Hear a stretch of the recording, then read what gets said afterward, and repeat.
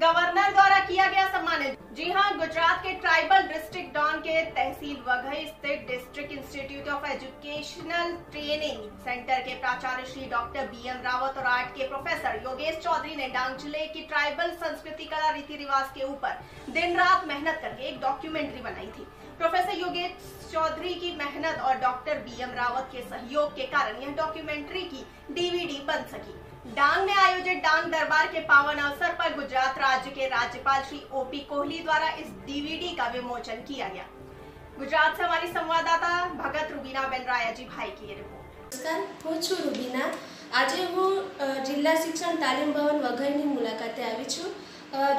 શિક્ષણની ગુણવત્તાની સુધારણાની સાથે સાથે ડાંગ જિલ્લાના આદિવાસીઓની સંસ્કૃતિના જતન અને સંવર્ધન હેતુએ ઘણા બધા કામો થાય છે।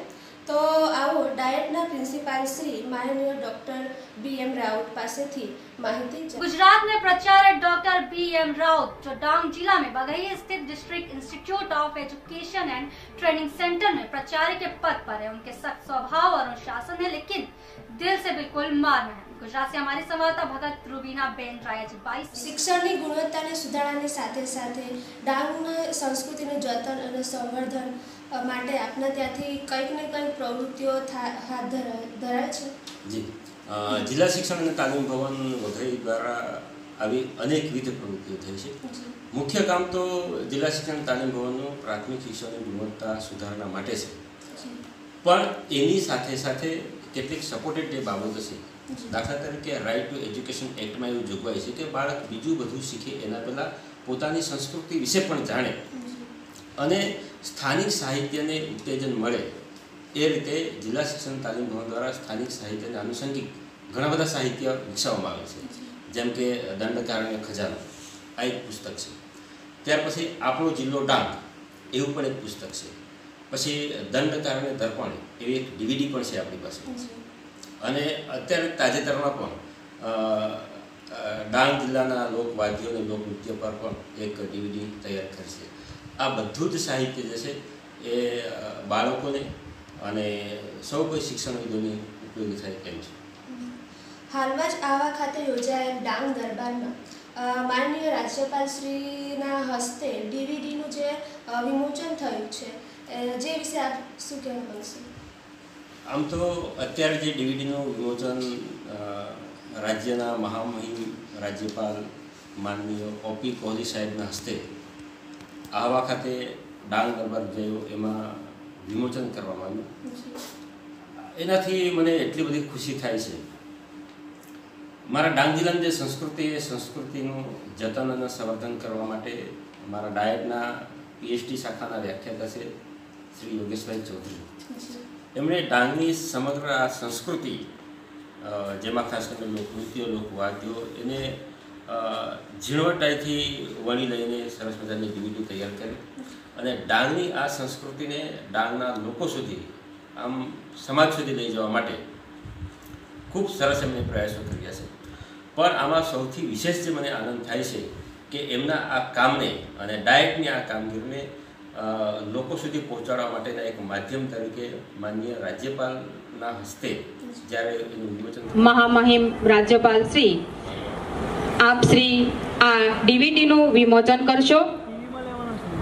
DVDની અંદર ડાંગ જિલ્લામાં થતા વિવિધ લોકનૃત્યના પ્રકારો જણાવવામાં આવ્યા છે, જેમ કે ભાયા નૃત્ય, ઠાકરિયા નૃત્ય, પાવરી વાદન, માદળ નૃત્ય, ઠાક વાદ્ય, તમાશા નૃત્ય, ડેરા વાદન, ડાંગી નૃત્ય અને થાળી વાદન।